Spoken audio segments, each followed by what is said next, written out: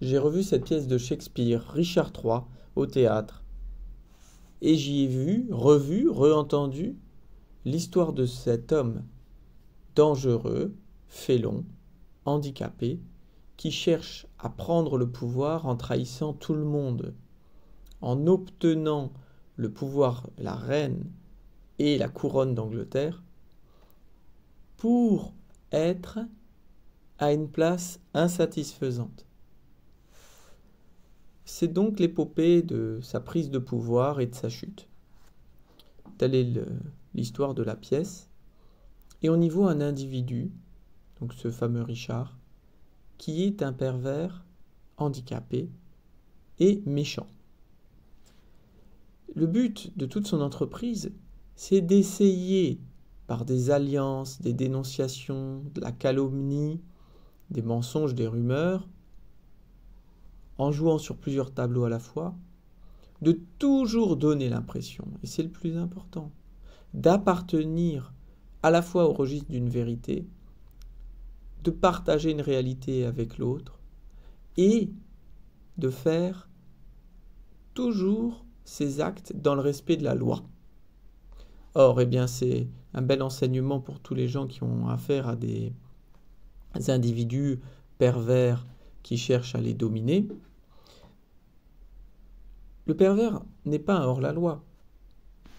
Il s'appuie toujours dessus. Son rôle, son but, c'est de pervertir la loi.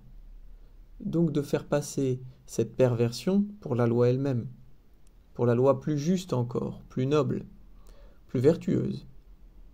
Et c'est l'entreprise de cet individu dans la pièce de Shakespeare, mais c'est aussi ce qui se passe à bien des égards pour des gens qui sont pris dans des couplages pervers, qui sont pris dans des lieux où des pervers exercent toute leur perversion, sans qu'ils aient forcément le pouvoir, puisque le pouvoir peut-être même parfois les limite, puisque c'est un peu grossier d'exercer un pouvoir dominateur brutalement, tandis que les choses sont plus nuancées, plus subtiles, quand un pouvoir est sans cesse perverti par quelqu'un qui est dans son ombre, qui utilise sa position pour retourner des situations, et c'est là que la chose peut être euh, très déréalisante pour quelqu'un qui se trouve victime d'un système pervers, c'est le moment où l'autre prend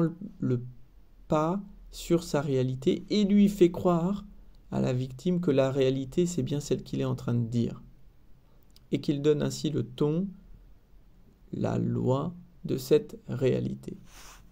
Au fond, ce que cherche le pervers, c'est pas simplement de vous manipuler, mais c'est que vous soyez en accord avec cette manipulation, que vous soyez en train de souscrire à cette manipulation, et voire même que vous soyez un des défenseurs de cette nouvelle réalité, de cette nouvelle loi qui vous a été imposée presque contre votre volonté profonde par cet individu pervers. Pour échapper à ça, certaines personnes vont se soumettre immédiatement à la volonté du pervers. Mais ils vont s'apercevoir qu'en quelque sorte, et c'est pareil que lorsque je vous disais que lorsque le pervers prend le pouvoir, c'est pas forcément très satisfaisant pour lui, parce qu'il y a besoin sans cesse de pervertir la loi. Donc il ne faut jamais qu'elle se fige totalement. Elle doit toujours trouver, enfin le pervers doit toujours trouver un jeu avec la loi pour être en mesure de la pervertir. Donc si vous lui donnez des gages de respect, que vous êtes bien soumis à sa loi, eh bien il y a des chances que vous ayez besoin sans cesse d'être repris dans un moment de perversion où la loi qu'on vous avait fait croire être la bonne à respecter, bien est de nouveau subvertie.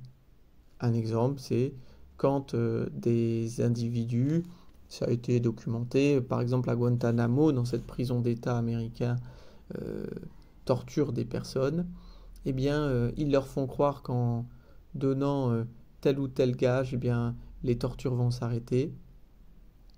Le prisonnier donne son assentiment à cette loi, la trouve bonne pour lui, y croit, et puis elle est de nouveau pervertie, où on lui dit mais non, pas du tout, c'était pas ça, etc. Et donc, le problème pour quelqu'un qui est pris là-dedans, dans ce mécanisme-là, dans cette mécanique-là, c'est que la réalité n'est jamais stable. Elle va toujours changer, toujours être pervertie.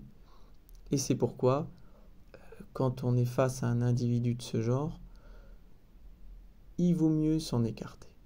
Voilà.